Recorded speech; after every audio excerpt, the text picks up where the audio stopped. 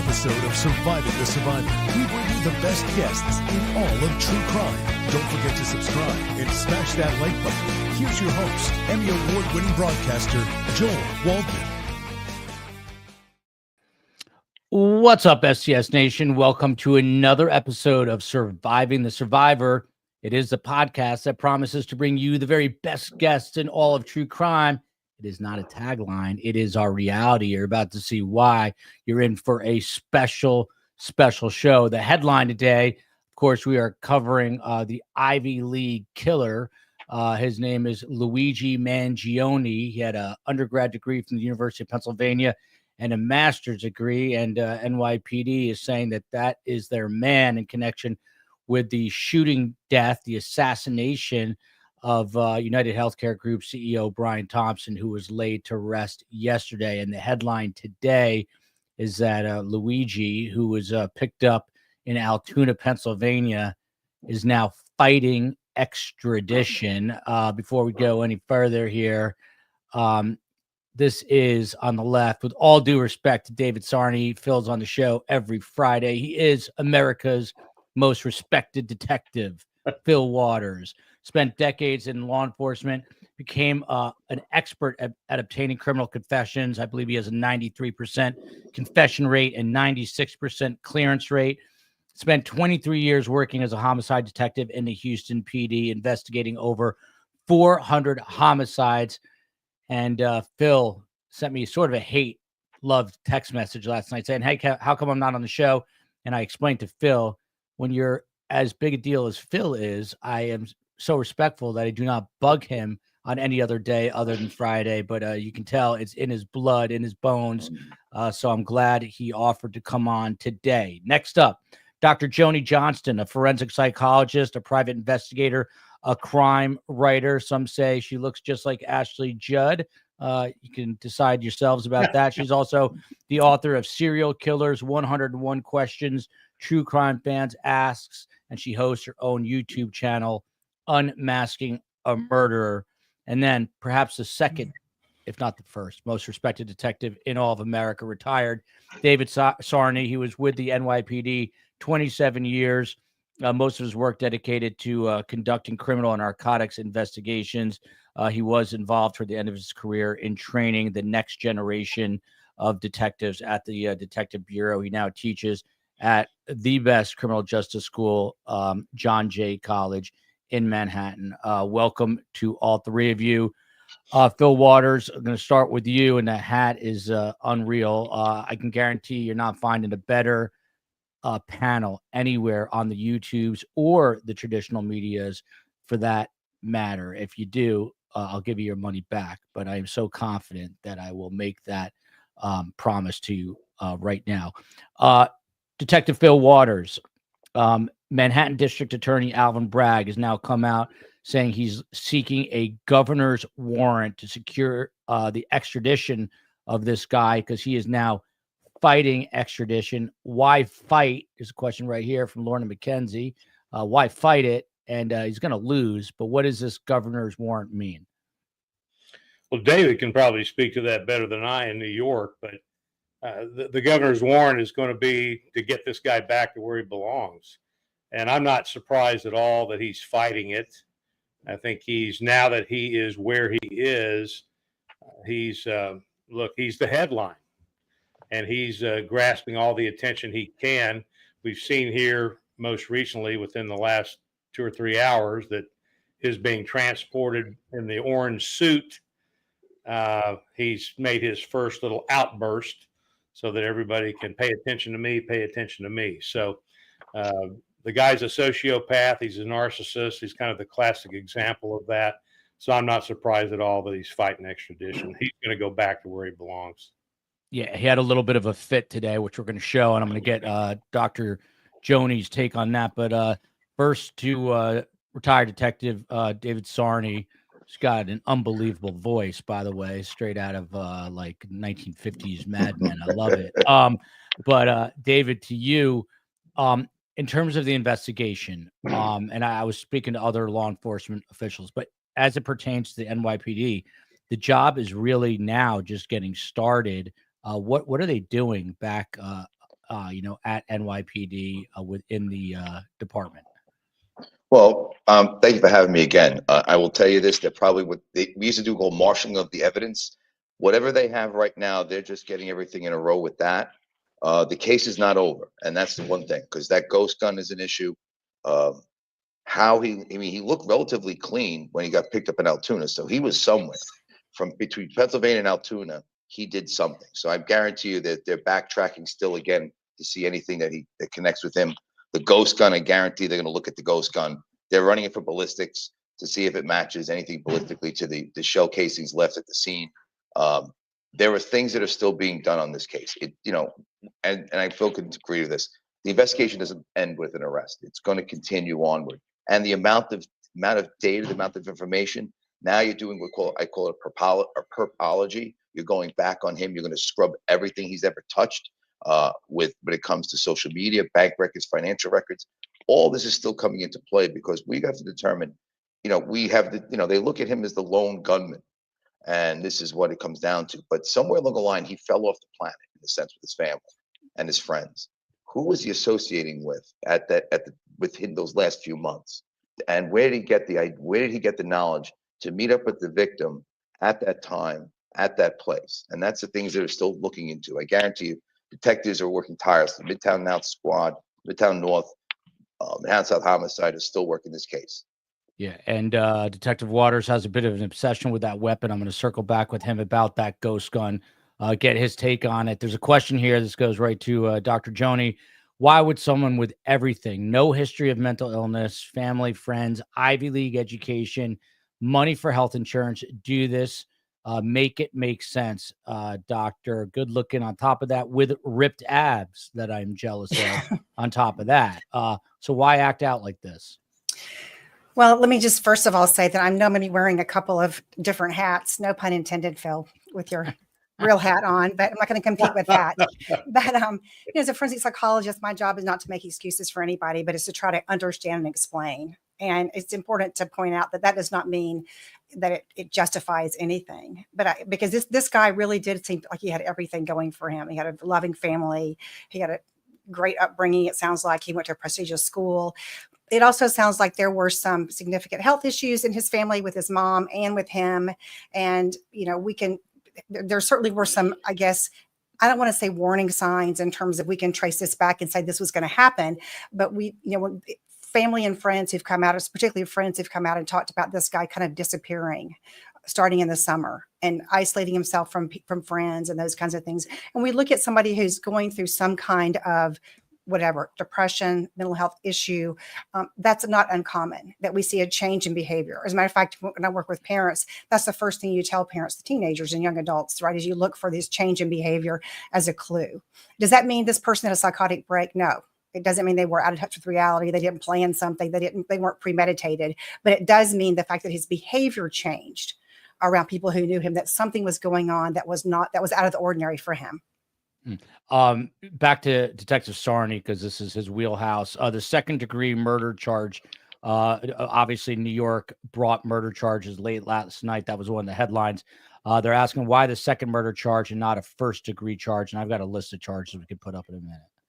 Well, we talk about first-degree murder. It usually deals with law enforcement primarily in the service of their duties. Murder 2 is something I believe they're going to have enough to go with.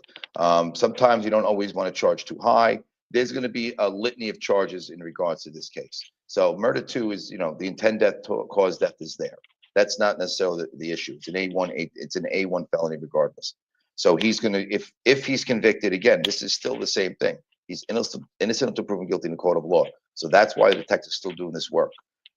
So you're still having to do things. The murder 2 charge, can they change? Could they upgrade? Could they downgrade? That's up to the district attorney's office. Unfortunately, it comes to police, and Phil could say this. We can ask for those charges, but it's up to the discretion of the DA to do what they're going to do. And if DA Bragg thinks this is the charge he wants to go with, then he's going to go with that. Here from Rosemary Romero, comes to us outside Toronto, Ontario, Canada.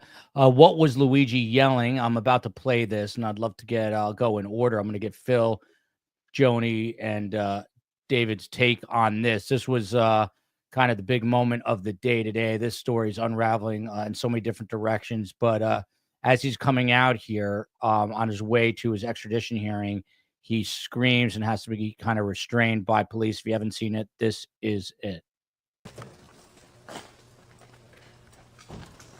Down. Oh my God! That's completely out of touch, and it's an insult to the intelligence of the American people and the lived experience. I'm going to play that back. Phil, it's not 1,000% clear what he says, but it's along the lines of it's an insult to the intelligence of the American people. I have more of the quote here. I'm looking for it.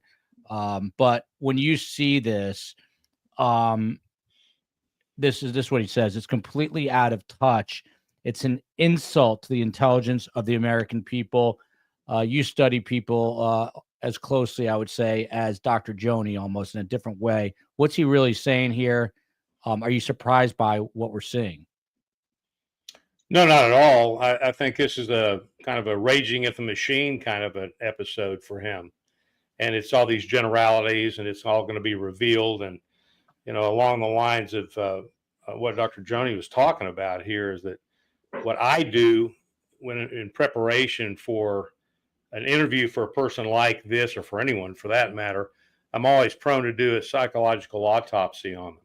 So I want to know what makes them think, what are the influences in their lives, and so forth. So if I can find that, if I can get that information. So I don't think, I'm not seeing anything here that is a surprise to me. He gets out of the vehicle, and what's the first thing he do? He looks around to see if he has an audience. He sees all the cameras, he sees the microphones, and boom, he's on stage again. So he's very aware of his surroundings, and he's very aware of the media frenzy that he's generated as a result of the act of murder. Look at that. Vesper emailed me. Honestly, Vesper, I didn't have time. She helps us so much. But look at this officer, Waldman. That would be my last name. I wonder if I'm related to this guy. A police officer in Altoona. I'm going to have to reach out. But kudos, by the way, to the Altoona PD for nabbing this guy. I'm going to play this back without audio one more time for Dr. Johnston, for Joni here. Let's watch this. You will see he looks around, like Phil said. Down. Yep, there he goes. Oh my God! That's completely out of touch, and it's an insult to the intelligence of the American people and the lived experience. The last thing he says, it's like a lived experience, but he says it's completely out of touch. It's an insult to the intelligence of the American people. Dr. Joni, psychologically, what's happening here? Well, if you look at some of the postings that he's made and things that he's said, particularly, for example, his Goodreads book review. I don't know if you've covered that in previous shows where he's talking about Ted Kaczynski and kind of, in some respects, supporting him and some of his actions. I think this is a continuation, as Phil was saying. This is somebody who's I think, who almost sees himself as this hero, or there's somebody who's going to come in and save the average American who is being unfairly treated by healthcare. And so here's his chance again. There's this audience. He does look around, look at all these people. Here's my chance again to further my message and my role as this kind of hero and savior. This is a story I think he's telling himself, not that it's true. Right. And by the way, and I have it here, there's a very respected journalist who looks like David just popped off. Sometimes his Wi-Fi goes out, but there's a respected journalist who claims to have the actual 200 and I think it's 63 word manifesto. And I'm going to read part of that in a little while, and we'll get Dr. Joni and Phil's take on that. By the way, David will bounce back, but he's only with us till the top of the hour. And then you're with America's most respected detective and Dr. Joni Johnston the rest of the way. But Phil, something David caught my attention. He said that the ghost gun could be a problem for law enforcement and litigating this case. Why do you think he said that? I didn't fully understand or follow that. I'm sorry, what was the last part there, Joel? I didn't fully. Yeah, he said, David just said that he thought the ghost gun could potentially be a problem. Why do we think that is? Well, I don't know what the context was for what he said there. In terms of the weapon itself, of course, you know from the show Friday that I became kind of very curious about the weapon. And my first impression was, of course, that it had a suppressor on it. Once we found out what type of weapon it was, and there was some talk about somebody in Connecticut had been connected to this type of a weapon, and I had stated then that in order to get a weapon of this type that has a suppressor on it, you have to pay a $200 tax stamp to ATF and have it registered through ATF. So if he were to have purchased this type of weapon, it would be easily traced to the owner of the weapon. Now, what I have heard in terms of what has been released about the weapon is that it is a ghost gun, and parts of it were made on a 3D printer. That did not surprise me. I've got a nephew that years ago, probably 6-7 years ago, was talking to me about 3D printers and manufacturing, printing up parts to weapons. And that is evidently what he has done. Now, he's got a bachelor's degree and a master's degree in some sort of engineering, computer science, computer engineering. So he's a smart guy, and he's the type of guy that would research this type of thing.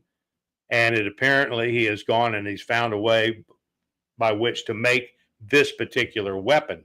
So the description I've heard of this weapon that he was caught with is you've got the barrel is going to have to be metal of some type. It's going to have the filings inside the striations inside the muzzle, and the lower receiver of it is plastic, much like a Glock is plastic, and the lower receiver and the slide is metal. So the bolt in this case is also metal. So you've got what I believe is, if it is in fact a ghost gun made off of a 3D printer, all he has to do is print those separate parts of that gun and put it together. And it obviously functions like it's supposed to. Joni, you got a big job here today, because there are so many people, and it's disturbing almost to me, who are kind of rooting for this guy. And I'm not trying to call out aspiring court reporter, but this is kind of what we're seeing online. To answer the question on the screen, anyone can be radicalized by the injustices in our society, even privileged people. This is a guy who obviously, in some capacity, did not like the healthcare system, despite the fact that his family profited very lucratively off of it, having owned and still owning assisted living homes. But this is a guy who had a problem with that and took matters into his own hands. I mean, what do you say to the general public about sort of this defense of him? There's a lot of people doing it, and it's a very slippery slope.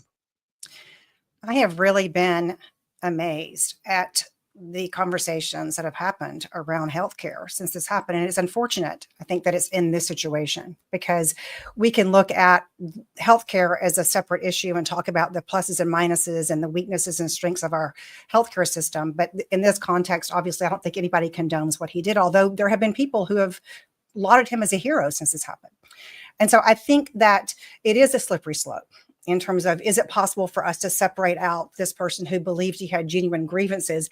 There probably are plenty of people who have genuine grievances against our healthcare provider because they were denied a certain amount, or they think they made their deductible and then it was denied, and those kinds of things. Everybody has a diversity of experience with healthcare, but that's a separate topic, I think, from the way this person chose to settle it. But I would also say, as one of your listeners or watchers talked about, that when people start perceiving that they are being persecuted and that they have limited options in terms of resources. And, I don't know all the things that are coming out. As you mentioned, Joel, that you have a manifesto that's been kind of going around. I've seen parts of that manifesto. I don't know that it's been verified that it's his. Yeah. If it is his, let's just say for a minute that it is his. It does, I think, outline, his sense of, in some respects, his perception of being traumatized by, first of all, watching his mom go through a significant health crisis, and him listening to her in pain and feeling frustrated and helpless about all that she went through, and also getting denied, coverage from his perspective. Again, all we're hearing in this manifesto is his perception, even if it's true. On top of that, we have somebody who experienced chronic back pain for a significant period of time, had a back surgery, which it sounds like was not successful. Sometimes those aren't, and then goes off the radar and detaches from friends. And the really unfortunate part of that is that when we detach from friends, which is very common when people become very depressed or go through some kind of a mental problem, it's a time when they need that support the most. And not just support, they need a sounding board. Because, separate from any diagnosis or anything we might want to assign to him or might not want to, there's no doubt that this guy is not thinking clearly in terms of weighing, what is this action going to do for him? It's destroying his life. It's destroying the life of somebody else. It's not going to fix a healthcare system that he thinks is broken. So, it's hard to imagine this is a logical, good decision that he made. And when you start taking away that support system that you have and those sounding boards and people who can help you see that you're not thinking clearly in terms of the cost benefit ratio to yourself and to other people, you really take away a huge benefit and a huge source of objectivity. By the way, COE, I'm seeing a comment. Are we taking the presser? Can you just check with Steve and see if I wasn't aware of any kind of presser? STS Nation, you guys are always on top of it. If something else is coming up earlier, there was a little brief news conference, and we got David back here, but there was a little brief news conference about the fighting the extradition. So Phil Waters, to you, there's some interesting questions in the chat. A very obvious one, and you heard Detective Sarney say that he had to clean up somewhere. He looked pretty decent for being on the run for 5 days.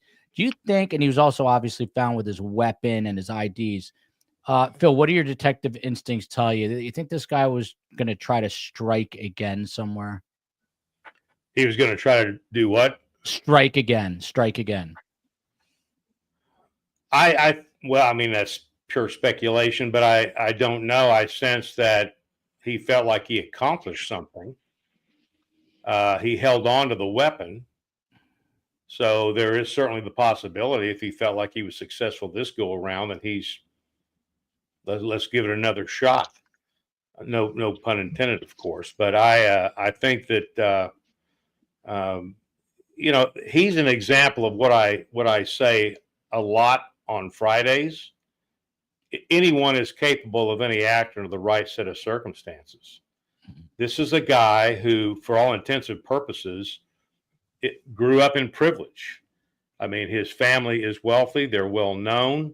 They built resorts. They're kind of a name there in Maryland. And he's gone to Ivy League schools. He's valedictorian of his class in high school. He's a smart guy. And I don't know where and I said before on Fridays, and we were trying to discuss, what would cause a person to do this, and there are all the conspiracy theories, and it was the wife, and it was this, and it was that, and it was this. And I said, it's going to boil down to something simple. Every case that I worked that looked like it had a conspiracy attached to it in some way, it always came down to something very simple and very direct. And I said on Friday, my impression was that this is going to be surrounding either the shooter or a family member having some sort of health issue, catastrophic issue of some kind, and the insurance company, in his mind, did not address it in the proper way. And sure enough, it looks like that is pretty much what motivated this. And then we get this information that he was in Hawaii and he was surfing and he hurt his back and they put pins in his back and he's suffering with pain and that kind of thing. And look, let me tell you something. That type of injury, if that is true, can cause people to do things completely out of character. I've had two friends of mine, officers, that had severe back problems, could never get rid of the pain.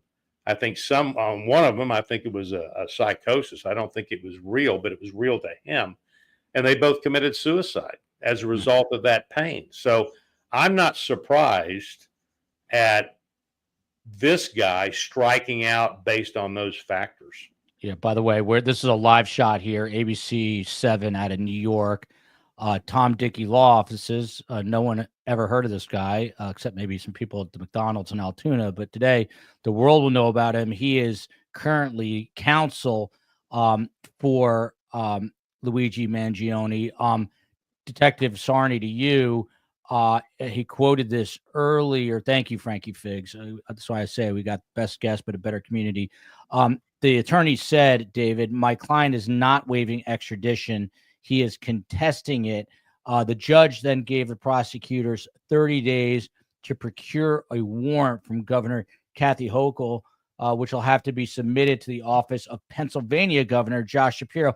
Explain. I don't think a lot of people, including myself, know much, if anything at all, about a governor's warrant.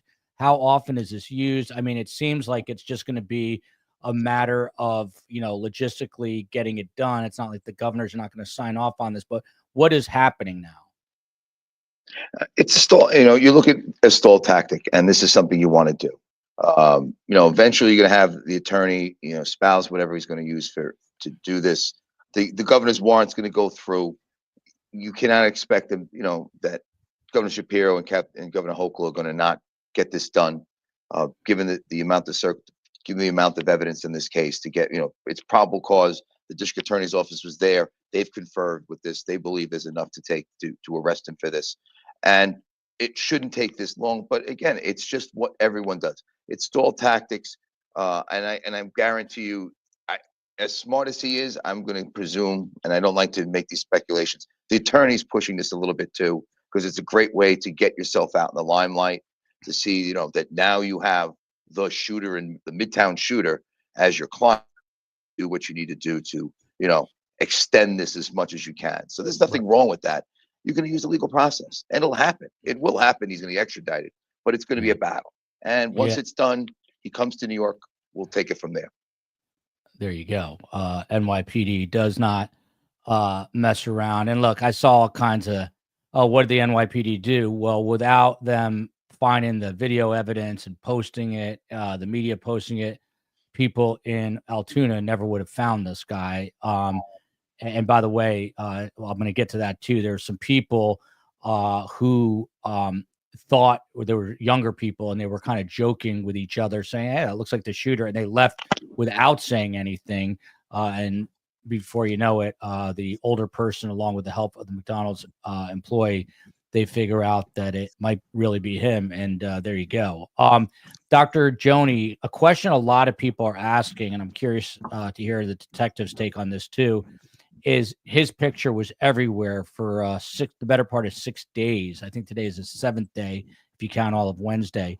And no one ID'd him. His family never came forward. Do you find that curious? Do you think people did recognize him, just didn't want to publicly say anything? From what I can tell in terms of people's reactions, I don't think that's likely. I mean, obviously, I follow a lot of cases, a lot of crime cases. Obviously you do. Probably everybody here does. I don't think everybody does that. Yes, this has been a very, very high profile case. I'm not sure if my mom or dad had been watching a show when I was, 20 years ago, if they would have recognized me or been looking at the picture to see. So I'm going to say, I don't know that anybody recognized that. I guess the other question, which I think is a more difficult one, is if they did recognize him, what would they do? Yeah. And I think that's a difficult decision to make. I mean, obviously we know the right thing to do, right, is to call law enforcement, turn that person in. As a mom, as a, sister or mom, it's much more complicated, I think, when you're in that situation. Yeah. I do know that he'd also, I was just going to add that we know that he was reported missing, I think, by his mom. And, kind of toward the middle or end of November. So he has not been in touch with his family. So yeah. I'm just not sure how much they were following the news and looking at those pictures thinking, could this be my child? That's interesting. This is the first I've heard that he was reported missing. I knew he was kind of estranged. He cut off ties with his family. Phil Waters, and we're joined by Rich Kaprowski, also retired NYPD detective. So got a full house here. And I know he's hopping off at the top of the hour, and we're going to take this press conference live, but thanks for coming back, Detective Rich. But Phil Waters, I'm going to read this family statement before this press conference happens. This is from, not only is he from family of privilege, but one of his cousins is actually a state legislator out of Maryland. And so he's kind of acting as the de facto spokesperson. This is what he put out on Twitter He says, "We only know what we have read in the media. Our family is shocked and devastated by Luigi's arrest. We offer our prayers to the family of Brian Thompson, and we ask people to pray for all involved. We are devastated by this news." The guy's name is Nino Mangione. I mean, Phil, you know better than anyone. This is not only obviously a massive loss to this person. Brian Thompson is the one we really should all be talking about, but the narrative always goes the other way. But I mean, this is a massive ripple effect. His family is going to be destroyed now, right? Well, this is one of these things where it goes both ways. It's two sides of the same coin. And so the ripple effect here is not only the victim's family and friends and coworkers, but you now have the family of the shooter and the friends and the people that know him that are going to be affected in the same way. So this may sound strange to say, but I've seen it. This is a loss for both sides of this thing. And it sounds like the cousin that was speaking here, the legislator, it sounds to me like the going off to Hawaii thing is where they may have lost touch with him. So there seems to be a degree of separation between the communication between our suspect here and the family. And if they're saying right out of the box that they're as shocked as anybody, then that may be true. That may be the case here, because sometimes you lose touch. I've seen it happen with families that all of a sudden you go and you speak to them about what's happened to their loved one, and they're in shock. And I don't detect any insincerity here from what they're saying. So I think, great loss on both sides. Yeah. David, back to you. And now I guess we lost Rich. It's kind of funny. We're juggling guests tonight, but I asked Phil this. I'm curious. You mentioned that he looked like he kind of cleaned up or had been, obviously somewhere in these 5 days. Do you think that he was planning? And I know this is speculation, but what's your gut tell you? You've got a lot of years of experience. You think he was going to try to do this again? I don't know. I think what he did is he planned this shooting so much in his head. He knew what to do then. What he would do afterwards, I think he got a little confused. This is he's a first time, killer in a sense. So he was a little off. Would he do it again? I don't really know. I mean, I take nothing to chance, and Phil probably believes this too, that I don't want to make an opinion on anything. If I leave, I keep a wide open mind to this. Would he have, if he felt he was successful doing it, would he do it again? And I mean, apparently in his manifesto, he borderline admits the fact that he did it. So that's beneficial for the police. Would he want to do this again? Does he want to be the hero of the anti-healthcare establishment? I don't know. But I think this was his first time, and he was getting his feet wet. Would he, if he got successful and did it again?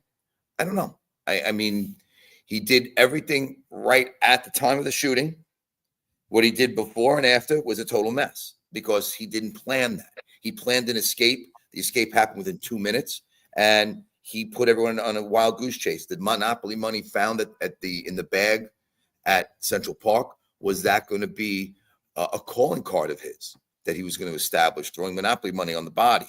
I don't know. It wasn't done. It didn't happen. So some things came into play, some things didn't.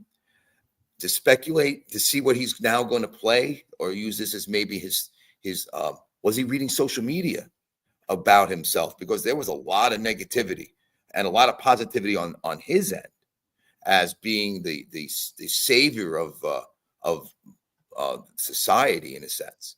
And I don't know if and you could see right then when he was able to, start espousing his terminology and espousing his beliefs. This is something, and I'm not a doctor. I'm a detective hack in this case. I deal with people just step on face value.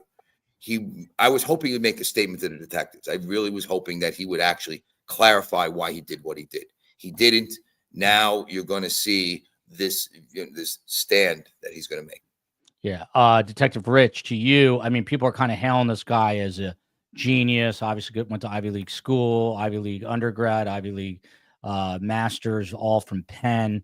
And they're saying, look, everything, including his jersey ID, may have been a reference to Mario, and he's Luigi from the Mario Brothers. So everything was, perfectly planned out. The problem is the guy got caught fairly quickly.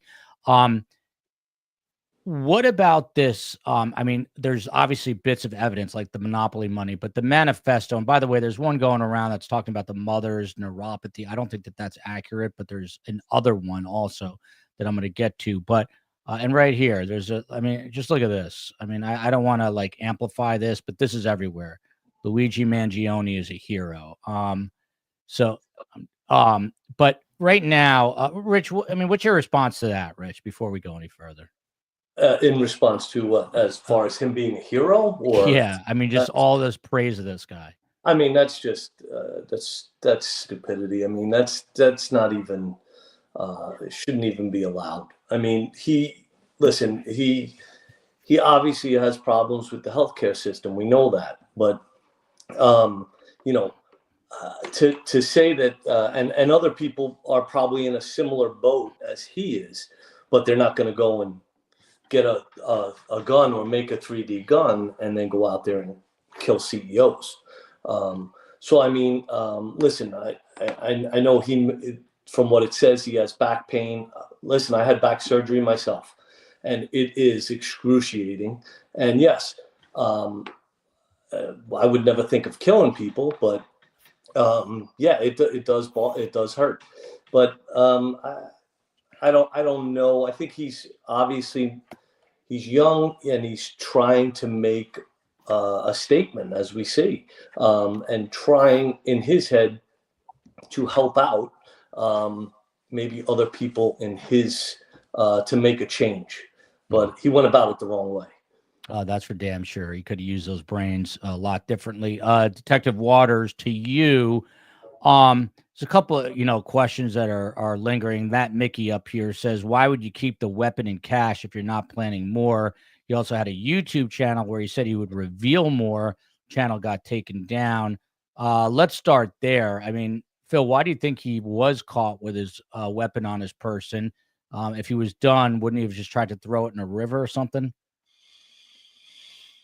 You would think so, but I have read that he had some interest, if not fascination, with the Unabomber, who had a manifesto, was very specific about who he targeted and so forth. So it would appear, I just let evidence lead me where I need to be. The evidence right there in that particular part sounds like that he may be modeling himself after somebody that he admires. Who was Phil, hang on one sec. We're gonna take this. Sorry to cut you off. This is Sure. Tom Dickey, the attorney for Luigi Mangione. Hopefully the audio gets better.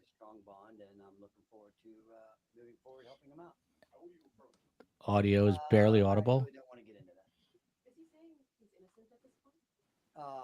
He has indicated pleas of not guilty. The only charges that we've seen thus far have been the ones here in Pennsylvania, and we have pled not guilty to those charges. And what's his state of mind? I really can't get into that. That's too speculative. I'm not going to get into that. I'm sorry, I couldn't complete that. You said he has said he did it so far?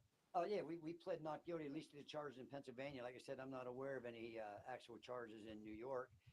If you were in the hearing earlier, there was a proceeding where they introduced some documents, which, as I complained about, didn't have enough information for me. So we're looking forward to getting that additional information. When did that plea happen? It's not something I was aware. Okay, well, hopefully, again, I was not at the arraignment yesterday. I hope he pled not guilty. I assume that that's what happened. But today, when I entered my appearance, and for the record, he's pleading not guilty to it. Right now, though, you're telling us that he is pleading not guilty. That is correct. He doesn't say you were under the impression, or you're trying to defend the client on the fact that he's not the shooter. Listen, I haven't seen any evidence that says that he's the shooter. So that's like I said earlier, and I wasn't kidding around. A couple of things: if you're going to report something, report it accurately, and remember. And this is not just a small thing. The fundamental concept of American justice is a presumption of innocence, and until you're proven guilty beyond a reasonable doubt. And I've seen zero evidence at this point, and so I'm not even aware of what any charges. I'm sorry, that's just regarding the extradition request from. Well, New the York. only hearing today was the extradition, so we're going to take one step at a time. It's a long process. What Can't about be the a long. photos the police released, the NYPD release of him? I'm sorry? The photos the NYPD release of your client. I don't have any control over what the NYPD does, and if they release something, I hope I can get my hands on them. And if you guys get them, send them to me. I'd appreciate it. Clarify something. You pled for him not guilty in the state of Pennsylvania about the charges here. Can you just, when did that happen? Well, he has a hearing coming up. I believe it's the 20-something. I can't recall. A lot happened today. So until they haven't even had a prima facie case established yet, so they have to have a prima facie case established before the case can move on to the court of common pleas. The burden is always on the government, thank God, and that's their burden, and they're going to have to produce some evidence, and we're anxious to see it. Understanding that you have said you have not seen drugs coming out of New York yet, that if and when there are, and you have seen them, will you be pleading not guilty to those as well? That would be my expectation. That certainly would be my advice. Your client's demeanor the past 2 days, the arraignment and again today's hearing, at some points he was smiling, laughing. You even had to actually tell him to stop talking. What are his feelings right now? He seems outspoken. Well, he's obviously, I said earlier, use your common sense. If you put yourself in, you or a loved one in that position, it's, natural, I think, to go through many emotional states. As far as him not talking, as long as I'm going to be a lawyer, I'm going to do all the talking. Sir, I don't remember any plea being asked for or entered. Okay. As long as he hasn't pled guilty, that's all I care about. So. In the Blair County case, it's just not. Well, I'm telling you, as his lawyer, he didn't have any lawyer of record, and he didn't have any representation until I got involved. And I'm telling you, he's pleading not guilty to each and every other. When does that plea normally happen? At the first hearing? Like I said, normally that could happen at what happened last night at the informal arraignment, which is at the magisterial district judge. So is he telling you this is all some sort of awful mistake? I'm not going to talk about anything he's told me. How do you end up in Altoona? I'm not going to talk about that. Has he been able to contact his family since? Yeah, I'm not going to get into that either. Can you tell us when you were hired? I can say sometime prior to the hearing this afternoon. So you were hired and not appointed by the court? That is correct. If Governor Leach provides the governor's extradition, then does that change the timetable here? You still have the right to a habeas hearing, don't you? Yes, sir, we do. Like I said, and I'm not trying to be, it's 24. I'm not trying to be a smart ass or anything, but when we've got to wait until we see things. When things happen, we'll react to that and proceed accordingly. Since cameras weren't allowed in the courtroom, which is normal and fine. In Pennsylvania, that's the law. Would you be able to give us a summary of what it is that happened in the courtroom today? Yeah, today is basically what it was, and it happened fast. There was a extradition hearing scheduled. I found out about that about an hour or so before the hearing, and the initial thing is a person can waive extradition. And it was my opinion and my advice under the circumstances that he did not. And I emphasize the not because apparently there's news reports already going out that he waived his extradition. He did not do that. And so that's why we wanted to make sure we're going to use the process and use the Constitution and the rights that are available to any one of us in this room and any American citizen or person charged with a crime. So we're going to move forward. That he should be eligible for bail. Excuse me. Yes, ma'am. Talk about some of those reasons. Yeah. So in Pennsylvania, the Constitution says that all crimes are generally a bailable offense. Bailable offense means you have to set some form of bail. The exception to that is if it's a capital case, which means the Commonwealth or the government is looking for the death penalty. And I'm proud to say I'm one of the few attorneys in Pennsylvania that's qualified to do death penalty cases. But those which this is not a capital case, knock on wood, at least I'm aware of it now, or if a first degree murder, which carries in Pennsylvania life without parole. If the charge which you're faced with is life without parole, then you're not eligible for bail. Since the crime, at least what was set forth by the district attorney, was alleged to be a second degree murder, that's not life without parole. So I believe that bail should have been set. But you also talked about like a home monitoring system was a possibility because his lack of prior criminal history. I mean, you really feel that your client should be out in the public. You do not feel that he's a threat to the Yeah, now you got to understand, when you set bail, the judge could set $1 million bail. It could be $5 million bail, but you know, damn it, you get bail. That's what you do.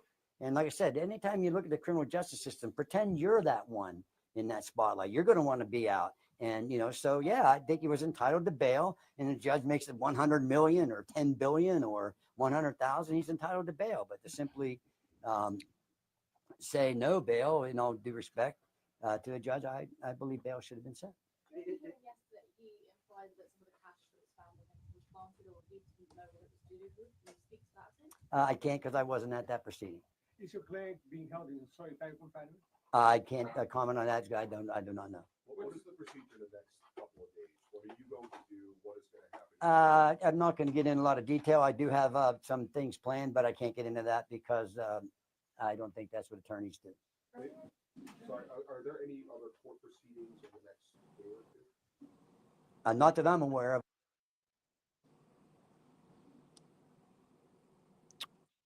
And that is on their end. Let's see if it unbuffers. Technology's got a ways to go. That was obviously a majority of the news conference. I'm going to jump in here. Detective Sarney has to take off soon. We heard all the important things there. The real headline there, David, to me. That's not a crime. It's not a crime. Are we back, COE? Hang on a second. Yeah. I would not ever indicate anything that he indicated to me. What's I his can't get into demeanor that. like? Is he worried? Well, you know, I'm not going to speculate on that, but like I said, use your common sense. If you were in a jail or confined in a state where supposedly there's rumors going around you're going to be charged with murder.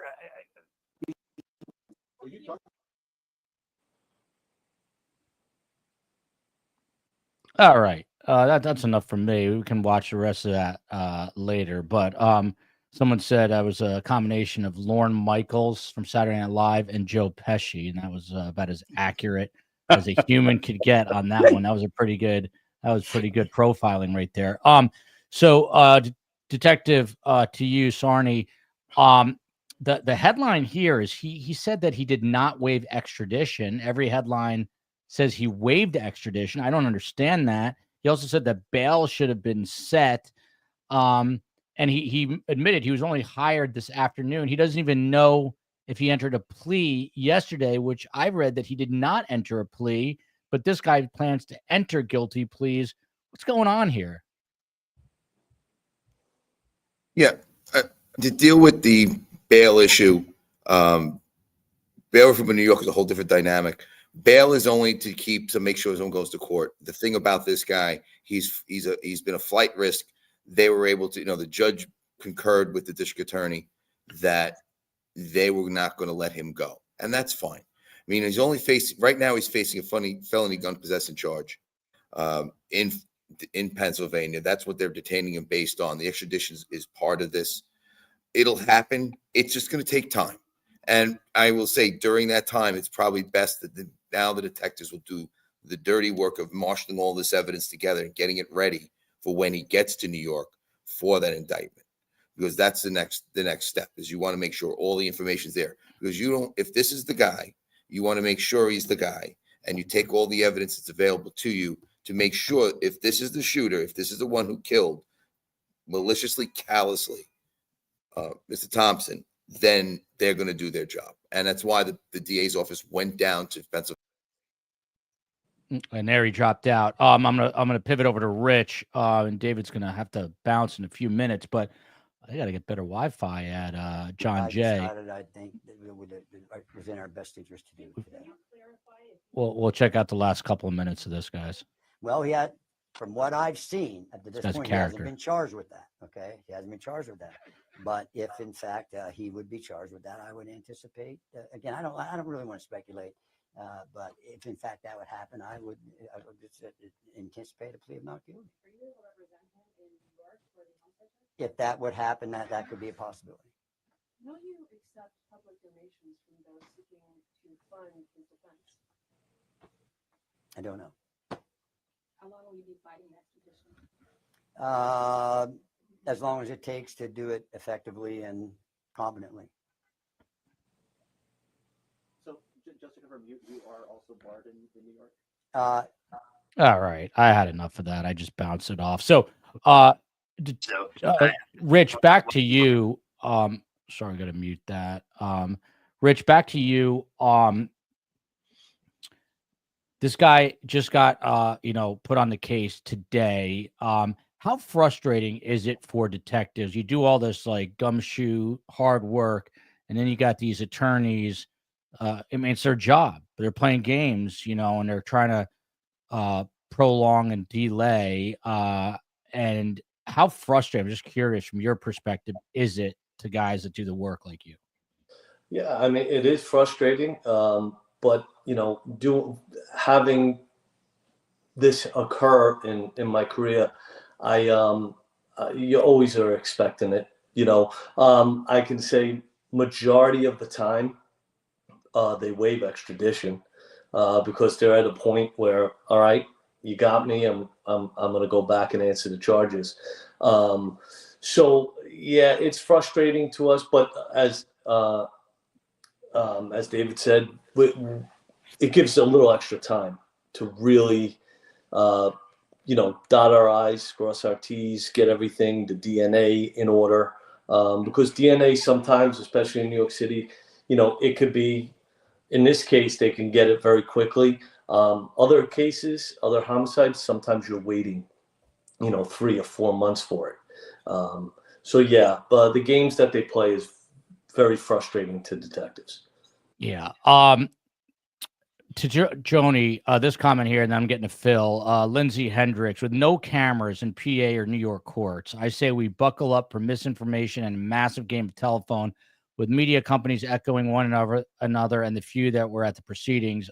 There's all kinds of conspiracies already being developed. I mean, there's a guy in the chat before that said, I'm the guy that did it. So you don't have to look very far beyond our chat even. Is that just the way the world now with social media and the way things are? What's your advice to people who are trying to seek real information besides turning to STS? But what do people do in this day and age? I think you covered it with tune into STS. That's pretty good advice. But, is it the way I think it's amplified by the social media and our access to information now. I mean, I think it's always been there. We've always gossiped. We've always spread what we know. We remember the telephone game when we were growing up. So I think that's partly human nature, that we're trying to figure things out. And part of that, unfortunately, is passing along information that we may not really know. And sometimes we pass it off as information that we do know. And so I think in terms of these situations, I think it is really important to be careful in terms of, where we're getting our information, making sure we're verifying it from more than one source, making sure we know where that information is coming from, and also just, being patient, because it is very, we all want to know what the answer is. When something like this happens, we want answers quickly, especially the whys. I mean, I don't think you have to be a psychologist to want to understand why somebody would do this, particularly somebody who, as many people have pointed out, seemed to have everything going for him. So I think it's just, like I said, it's important for us to be patient and, use different sources. And also, I just wanted to say, be careful about using labels, because if we're talking about somebody who's, quote, narcissistic, or somebody who's sociopathic or whatever, that person very well may be. But if that person is, we would expect to see that person behave in that way throughout their lifespan, at least as an adult. And so I think it's important to separate out. Yes, somebody may act sociopathically. They may act narcissistically in a situation. Does that mean this person has always been this way? Maybe so, and maybe not. So I think it is important to be careful before we use labels for people, to be sure that they're being used appropriately. Yeah. Very well said. Phil Waters, to you, and this is obviously a concern for the NYPD. What do you do, if anything, and I don't think there's a lot you can, about copycats. You see this with school shootings. Do you think in your gut that someone's going to try to, follow suit and pull a similar type of crime here? Well, I don't know. I'm kind of like David there. I don't want to even add fuel to that fire. I don't want to be in a situation predicting behavior. When it comes down to it, this is it's a murder that is in everybody's face. It is a high profile murder because of the individual involved. So I think that we're seeing these comments where there are people feeling joy about what happened to this man. So you're going to have people out there that are going to glom onto this. So it's my hope and prayer that nobody tries to reconstruct this into another event. I certainly is going to put a lot of people, not just CEO with health companies, but all manner of CEOs, oil companies, and so forth and so on. I've worked security when those were the big hot items, and you had, I had bodyguard work around the CEOs of major oil corporations. So, these men and women that are in these positions of huge responsibility, and the decisions that they make affect millions of people. This is part of the negative side of that. So, and these people that are now coming out of the woodwork that are gleeful about this, look, the fact that people are going to get offended, that's inevitable. But if you stay offended, that's a choice. So these folks that are out here now singing this guy's praises, I think are very misguided, very self-absorbed, and they themselves need to do a check. Yeah. Steve Cohen says a check up from the neck up. I think a final question, David, you've got to run, right? I think after this. So I have a few more minutes, so I'm no problem, but whatever. Okay. All right. You let us know. I just don't want to. My tech things have been driving me crazy. So if you're at John Jay, you got to tell him to step up the budget for that. But what was the internet? name? I know. Well, yeah, the attorney's name was Tom Dickey, I think. Is that right? Yeah. Tom Dickey. Yes, I thought it was Jerry Gallo. Who's no, Jerry Callow, right? Who's that? My cousin Vinny. Oh, right? That's it. Yeah, it sure seemed like that. To Detective Sarnia here from Jenny Allison, always in the chat. I heard that the New York City DA, Alvin Bragg, and detectives are happy about him not waiving his right to extradition because it gives them more time to come up with probable cause. Is there any truth to this, Detective? I wouldn't say they don't have probable cause. I mean, the district attorney's office was down there with the detectives into Altoona, so they believe they have enough for that. But it does give the department time and the DA's office time to go through all of this. It's a myriad of documentation and evidence. And Rich could probably say the DD5s are probably, and DD5s are the information reports detective use. There's probably over 1,000 plus. And it's good to sit there. The case detective can get a chance to take a little breather and look at the case, go over that with the prosecutor's office, with the DA's office, and go through it. And that's the one thing. The reality is he's in. They have time. The judge has ordered him to be remanded. He's on a felony case in Pennsylvania. The extradition will take place. The length of time could be changed. Who knows? This is one of the things. And again, attorneys are going to do what the attorneys do. I love his tie. I love the Nadia's in his tie. It was fantastic. He's going to do his job.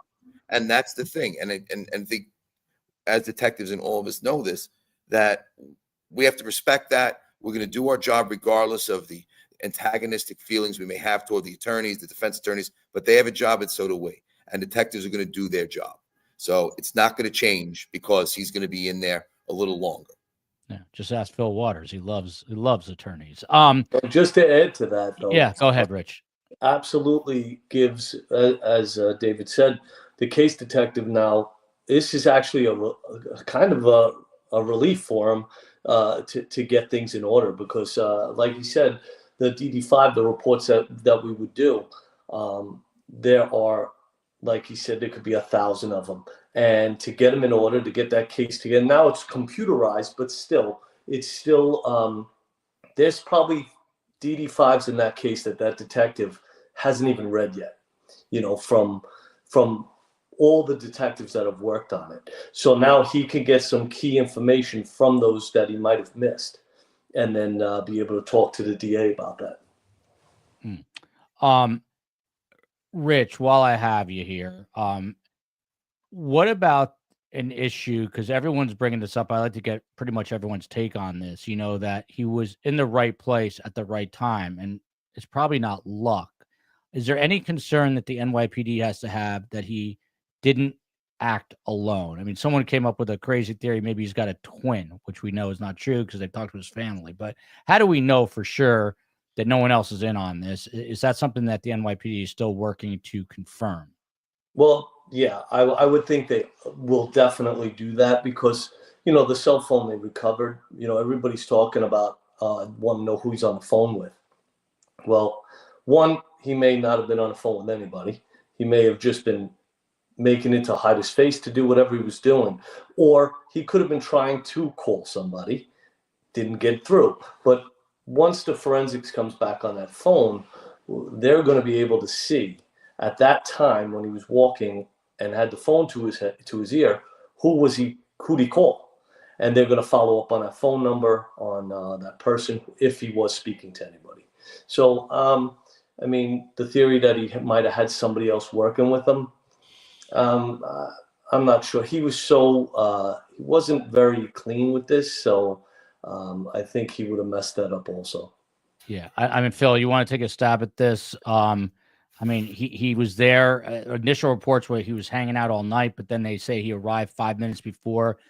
I don't think he was following this guy. There wasn't a pattern here. He didn't know. The guy doesn't live in New York City. So what are your thoughts about how he knew where to be, and what to do and how to do it? Well, I'm always the KISS principle guy. Keep it simple, stupid, right? My old Marine Corps training. Look, it was no mystery that there was a convention at this hotel in New York City. There's no mystery of who was going to be there. He's targeted this particular individual. He knows where the convention's being held. He gets there before most people are going to get there and lays in wait. And when he sees his target arrive, he strikes. I don't think it's, this insider stuff and all of this. Look, he planned this out. He's a smart guy. He did his intelligence work. He did his recon. And I think it's a single actor. Now, there's a possibility, of course. But I had a case where a guy was on the phone and on video. We were watching him talking on the phone. He hangs up the phone. He walks right in and he kills 3 people. And it appeared that he was talking to somebody he was really talking to someone on the phone, and he could be ordering pizza. He's not going to tell somebody on that phone what he's about to do or where he's at and what he's doing. So I tend to think that this is a lone wolf deal.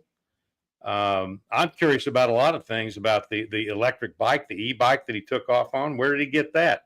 Did he rent that in New York? I would assume there are all sorts of rental properties around there that rent those things out. So you track that down. I mean, in terms of probable cause, is all you need to file a charge, and they've got more than enough probable cause to file the charge.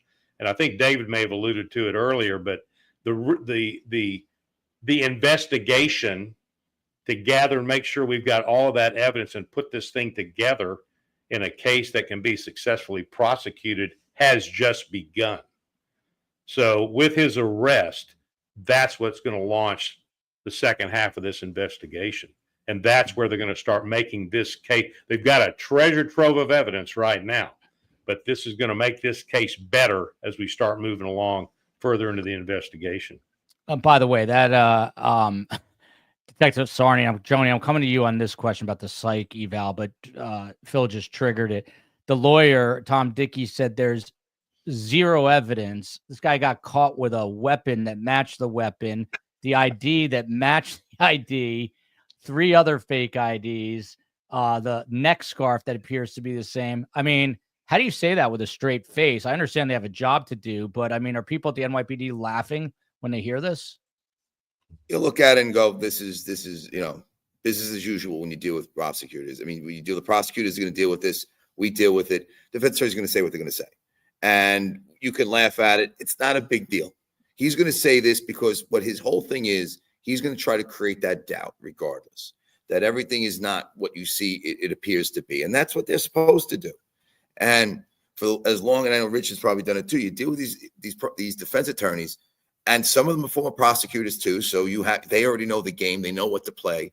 I don't know this attorney's background, but he's going to do this is his job. He has no idea about this case. He just got he just took the case the other day. So first thing you can do is, like every attorney, plead not guilty. And what do we have? Let's just refute everything that the police have, and we'll see what happens later on. And that's what he's doing. And again, he's not probably going to be the prosecutor. He's not going to be going to New York to deal with the prosecution of this case. It's probably going to be a New York attorney unless he's licensed in New York.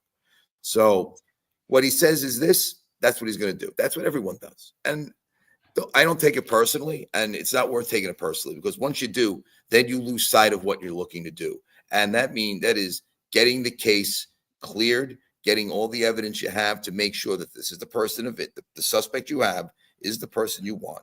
And that's the idea. He's probable cause to arrest. Now you're trying to build the case for the prosecutor. So this way, you know what all you have. And that's why the delay is great. It's not a big deal. And it's smoke. I mean, he had a press conference. Within 20 minutes, he said absolutely nothing in 20 minutes. The only thing I liked about him was his tie. He said nothing new, and because he has nothing. So just do what he's going to do. That's what all the defense attorneys will do. Future Just agrees with you. It was nice. It was a nice tie and knot. There you go. Well, I got a question. I didn't hear the first part of that interview. Is he store bought or is he court appointed? It said he was hired this afternoon. It sounds like he's store bought to me. By the family. Okay. Yeah. So he's the attorney representing the PA charges. This suspect in Pennsylvania. He's not the guy that's going to go to New York. I can't imagine he would be the guy going to New York. He's the guy they've gotten. For all we know, he may be a traffic court attorney. He gets people off of tickets. Yeah. I mean, this family's got a lot of means. I won't be surprised if it's a very high profile New York City attorney. And there are probably some who are chomping at the bit to go up against the prosecutors and the NYPD. This I didn't know. I learned something new on my show every day because I got the best guests in true crime. But the family did file a missing persons report back on November 18th. That is on the right, his high school yearbook. Very top left of that photo on the right is the actual photo from his yearbook. That's the larger photo. And then you see them on the left side here. The question, Dr. Joni, to you, and I apologize because we got, usually have 3 guests. We've got 4 guests. I'm trying to be as fair as possible here. But the New York charges, someone was asking about the psych eval, the valuation, and the opinion of the diagnosis. So who does a psych eval? When do they do it? And what do you make of a diagnosis that's attributed to him? So first of all, the question would be, would he even participate in a psych evaluation? So if in fact he is the perpetrator, if in fact he is ideologically motivated, he sees himself as some kind of protector of the people or some kind of warrior or hero, then he might see that as somewhat, is minimizing, right, his message or somewhat questioning his message for him to in any way participate in a psych evaluation. So that would be the first question.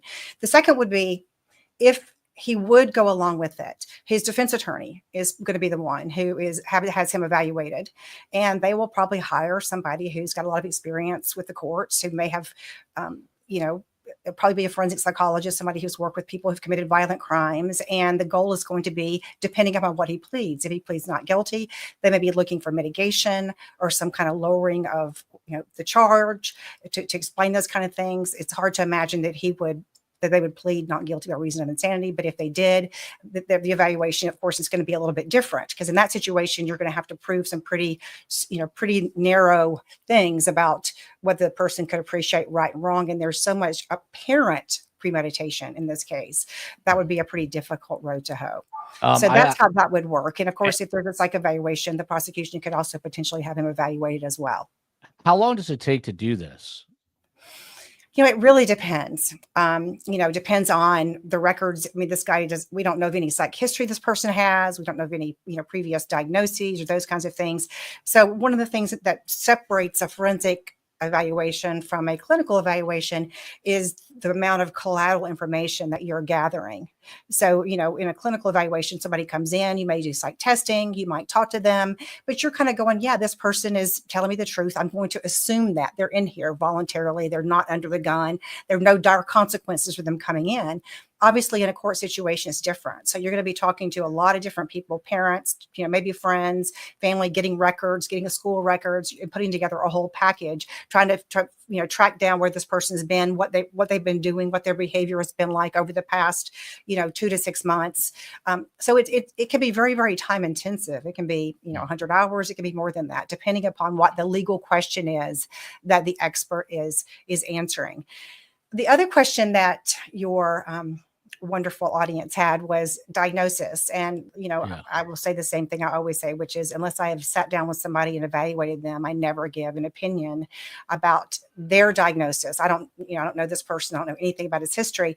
I can also tell you, as somebody who, talks with violent offenders on a regular basis, that people that I have seen in the past, and this is relatively rare, who had no criminal history and who committed a violent act like this that was planned out, oftentimes had a history of severe depression, and they oftentimes thought about suicide first.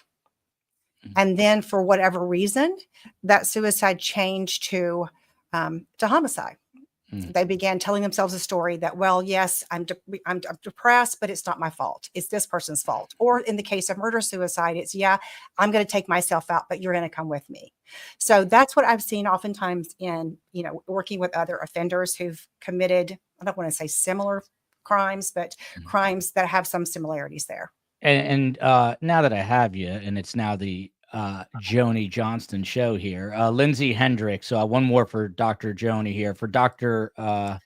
B, but I think that's wrong. I believe that was her name. My apologies. What can we make of him being 26 and within that prime age range of schizophrenia manifesting in young adults and in young males especially? That is true, correct? What are the signs of that?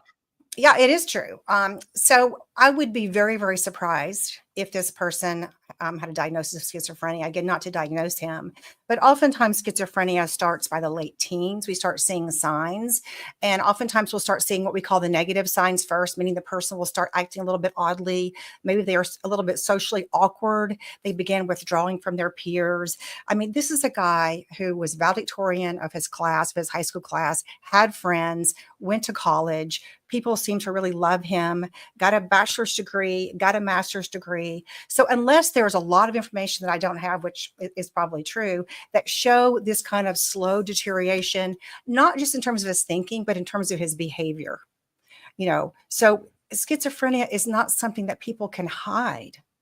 The active signs of schizophrenia are things like hearing voices, becoming delusional, becoming paranoid. People notice that this person is acting, psychotically. They're not thinking clearly. And when I talked earlier about not thinking clearly, I wasn't talking about it necessarily in a psychotic way, because we all know, I mean, it's like when I have the flu, for a little bit, I feel like I'm never going to get better. I forget, right, that I've ever felt good. Depression can cause that as well, where I all of a sudden feel like it's never going to get better. That's not clear thinking, but that's not believing that, I'm hearing voices or somebody's talking to me directly or planting things in my head or those kinds of things. There's a difference there, clearly. Yeah. So some interesting things that Joni just triggered in my mind. Back to Detective Sarney. We'll go around the horn here. The manifesto. There is apparently a 263-page manifesto. What does the NYPD do with that? I mean, you guys have criminal profilers, I believe, if not the FBI does. Is someone looking at that for potential clues? I mean, what do you actually do with a document besides just read it? Well, again, the document's probably going to be photographed before no one's going to touch it. Hopefully no one touched it because, you might fume it later on, but you're going to look at it, read it. Apparently there's a lot of ranting about the healthcare industry. Apparently there's also, if I heard, incriminating evidence about the shooting, talking about parasites in the healthcare industry. There's a lot that might tend to lead to a motive of this. And that's the benefit of what he had. Again, he kept things that were near and dear to him. One is the manifesto, the gun, why didn't he dispose of the gun? There could be a myriad of reasons. He couldn't get another gun later on. He felt that, this is what, maybe he made the gun. I don't know. But all the stuff on him and that manifesto lends credence to his motive, because unfortunately he didn't tell you his motive. But now you also saw when he got out of the car for the extradition, he shouted, he yelled. He's now developing that audience, the manifesto, and people are starting to try to figure out what he wrote. They're going into social media accounts. I think he had a YouTube channel. Somebody was saying, one of the audience was saying, he had a YouTube channel. So, we can't. Did he act alone in this incident? Yes. Does he feel like other people were, and maybe there was a chat group that was part of this? Who knows? Again, this is things that can be or tertiary that might be looked at, but right now, take what you have, we'll work on it from there, and it'll branch outwards. And I think that's what an investigation does. You've got the person that you believe by probable cause did the shooting. Now we work to solidify the case. And if there's anything outside that, they'll look into it also. It's just a matter of time to do anything. It's a long case. It's 5 days, different states. He's, all these things come into play. And let me put you on the spot.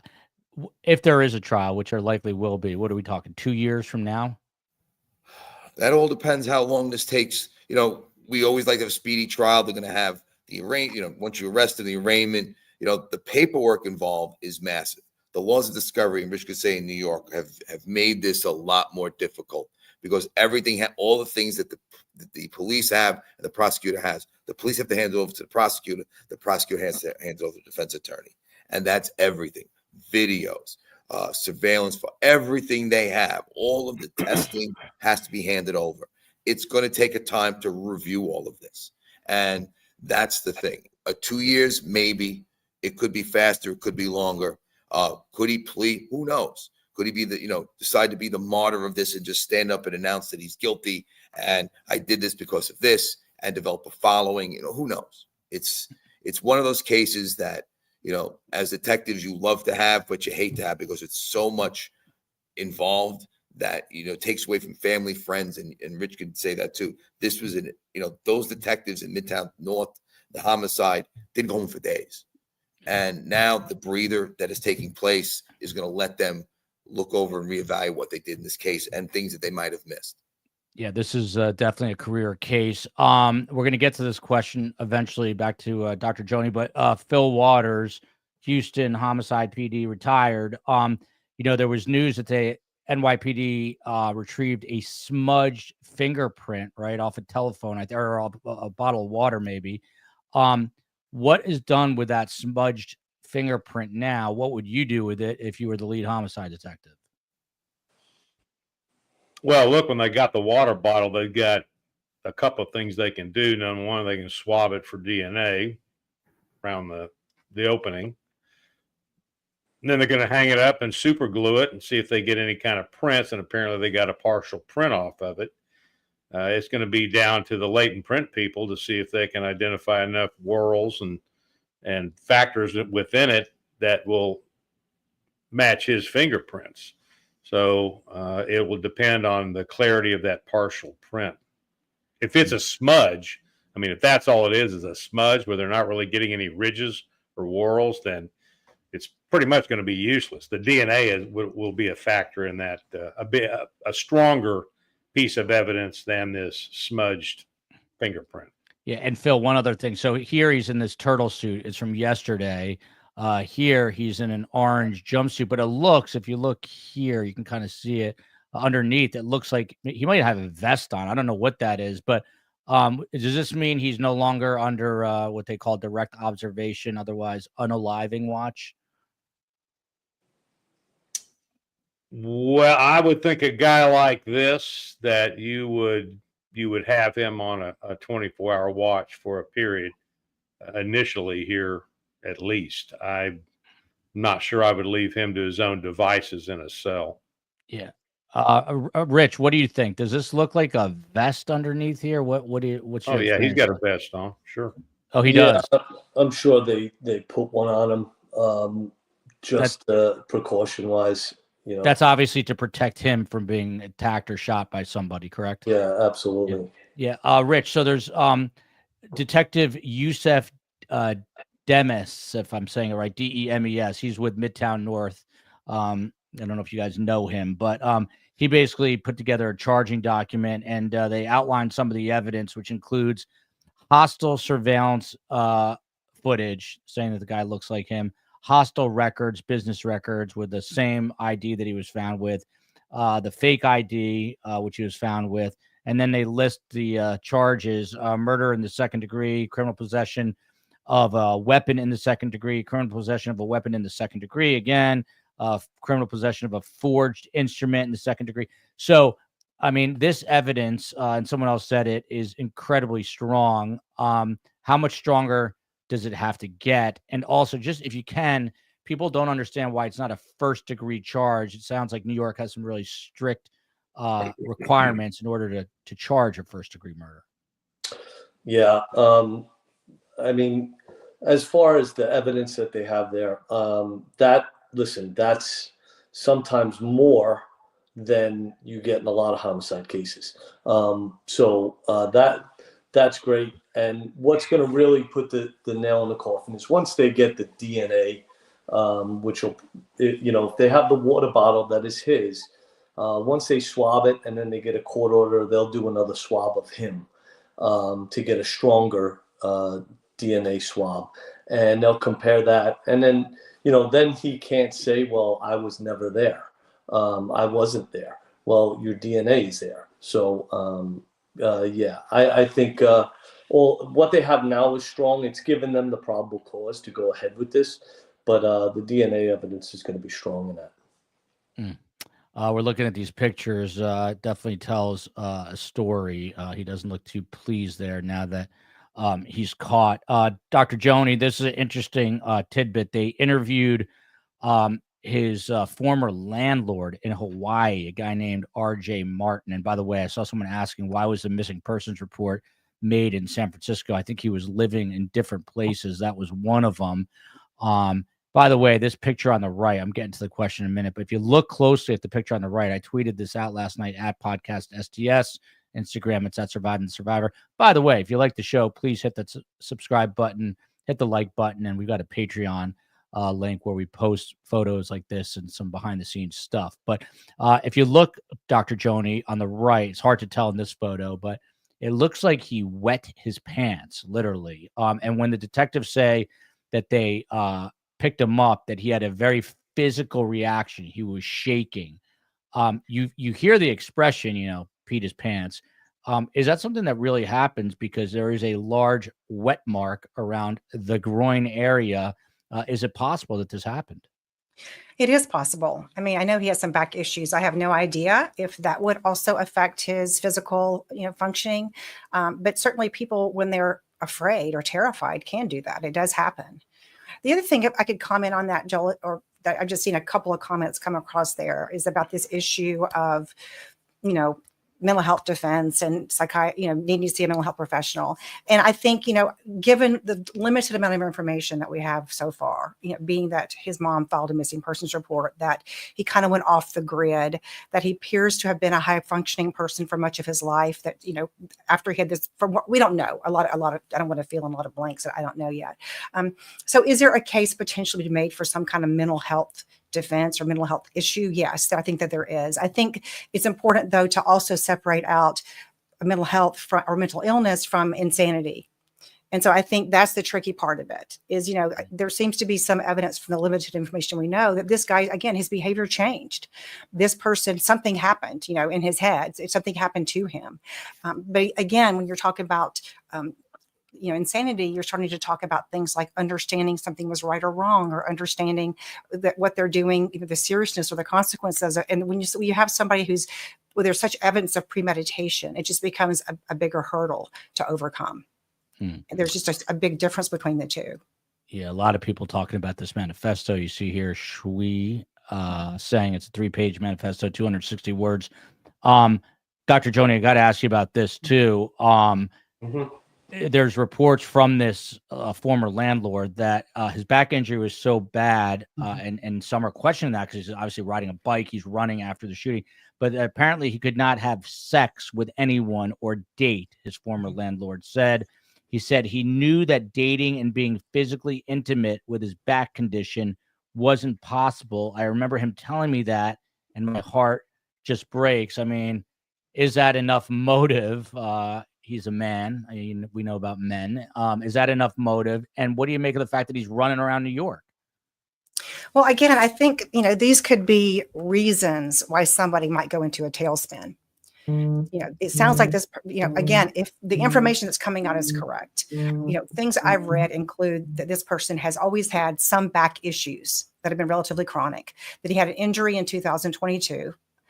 This all needs to be verified, and that since then his back has gotten progressively worse, and then he has his back surgery.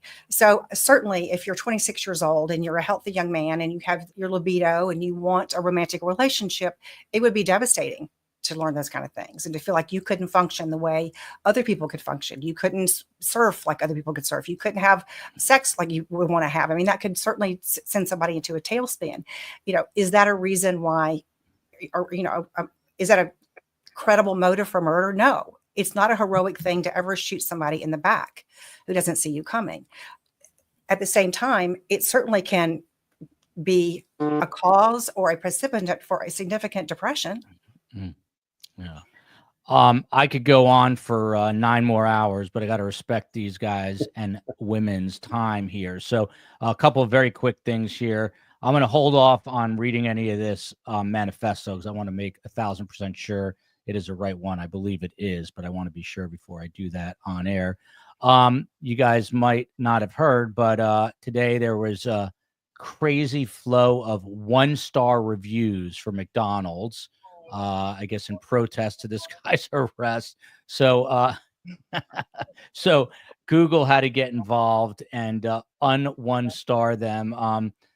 David Sarney, he's a retired detective, 27 years. He teaches at John Jay. Thank you so much. Thank you for spending more time. You're just shaking your head about the McDonald's reviews. Your thoughts on that and your final thoughts. The keyboard warriors are in full effect on this. It's so sad. That's the problem. You're seeing the anti-hero being developed by a lot of the social media out there, and people forget that there are kids without a father. There are people out there, a man who was callously murdered in the streets of New York because someone thought they were justified in doing it. No justification for what happened on that Wednesday morning. And the benefit is apparently the person who did it is off the streets right now. And the work of the detectives, NYPD, continues when I retire, and they'll continue onward when I'm buried in the ground. And I have to appreciate what they do. And, this is one thing that detectives do the best is they work diligently to get the best results and in the interest of doing what's right. So that's what I have to say. The NYPD and the Houston PD, two of the best at what they do. This is retired NYPD Richard Kaprowski. Richard, thanks for coming on. I know it was a last second ask, so really appreciate it. No one of the other things here today, it was kind of predicted, by the way, this is a nice looking layout, COE, but today, as predicted, both the Altoona police and residents in Altoona started receiving a ton of threats, which they had to start investigating. I feel like we're living in an upside down world, Rich, when these, they're getting threats for getting a guy that killed somebody. your thoughts on that, your final thoughts about where this investigation heads next.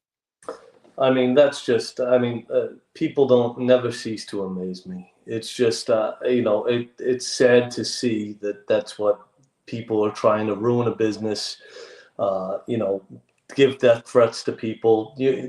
Everybody, these people have families too, and people are going to be worried. It's just uncalled for. As far as the investigation, this investigation has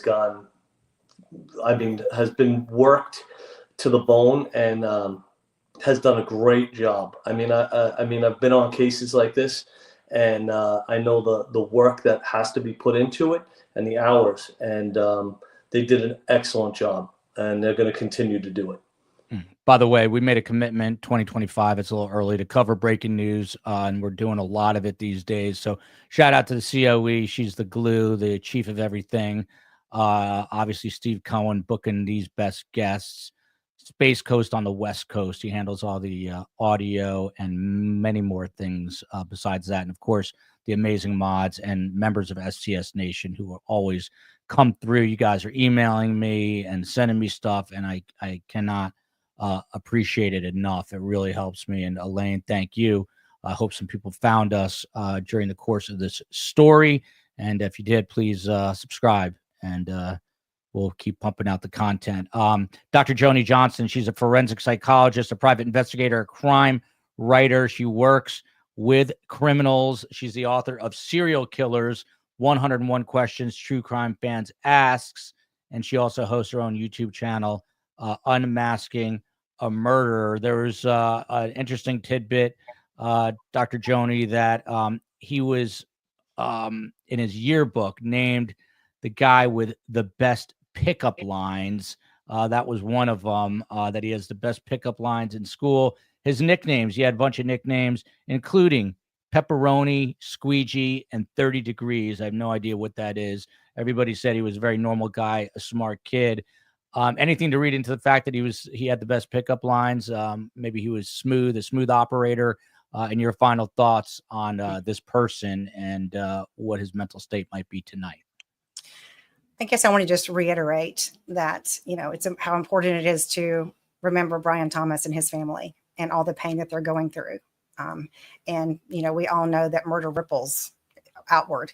And so we don't even know how many people this act has touched with people. And I guess the other thing I would say is kind of a mantra of mine. And that is, as a psychologist, I certainly understand physical and psychological pain, and how important it is to find some way to get support and help for that. But having feelings, having trauma, having grief is never an excuse to hurt somebody else. And so I think that I'd like to think that if this is the perpetrator, if he had been able to access that we wouldn't be sitting here talking about this case today. Well said. Last but certainly not least, America's most respected detective with the best fedora in the business, with all due respect to all the other NYPD detectives and Houston PD, of course. But look at that hat. By the way, this guy drives a Ferrari. He is the real life Magnum PI. 23 years working as a homicide detective in the Houston PD, investigated over 400 cases, 96% clearance rate, 93% confession rate. I don't know if that's the right word for that. Phil Waters, the floor is open to you. By the way, you've got an open invite anytime you want, Phil. I didn't ask you last night because I don't like to overstep my bounds with legendary detectives, but now I know I can bug you. Your final thoughts. Well, I know it will reflect on my check. So it's coming. It's in the mail. Look, I think it's already been said. I just would echo what everybody has said here. And I would just remind people that put yourself in the Thompson family's position and put yourself in the Mangione family's position, and reflect a little bit on how that would affect you if you were in those places, and get off of this. We're happy this all happened. That to me is that is disturbing as a societal issue, that we have a number of people, but we understand we've got generations of people that have been raised with no respect for human life. We've got generations of people that don't have any respect for law enforcement, for authority. And we're seeing it manifest itself in acts like this. So I think we need to take a step back and take a hard look at what causes these kinds of things. There's evil in the world. And this is what we've seen in that video. And it's in everybody's face. So, but kudos again. I want to, what Rick and David were talking about, kudos again to these detectives. We've worked those kind of cases, and you hit the ground running. And I will tell you, you hit the bricks. And I think it was the commander of that unit. I don't know if he was the chief of detectives, but he was one of the upper echelon people there in NYPD at that press conference where they had all the detectives standing behind him. And he said, look behind me. These are the guys that did it. These are the guys that didn't stop. These are the guys that went without sleep for days to make sure this thing happened. And the three of us here can empathize with that. We've all been there. So kudos, man. My hat's off to those guys. Can't say it any better than that. The topic really should be this guy, Brian Thompson. He was laid to rest yesterday, shot in the back, killed in Midtown Manhattan. One of the crazier stories and upsetting and distressing stories that we've covered. There's going to continue to be a lot of developments. We'll stay on it. We are doing another show, 7 p.m. tonight, because it is our original case. Donna Sue Adelson was in court. She's the matriarch accused of a murder for hire plot against Harvard graduate Dan Markel, who was an FSU law professor. She had her own son-in-law murdered, and now she's about to stand trial, and it's not looking good for her. But huge shout out to these guests, David Sarney, Richard Kaprowski, Phil Waters, and of course, Dr. Joni Johnson, the only woman on the panel, and perhaps the smartest of all of us, I would say. Love you, America. Love you, Houston. Love you, San Diego. And love you, New York, NYPD. Let's think about Brian Thompson's family. Take care, everybody. Guys, stick around 1 second.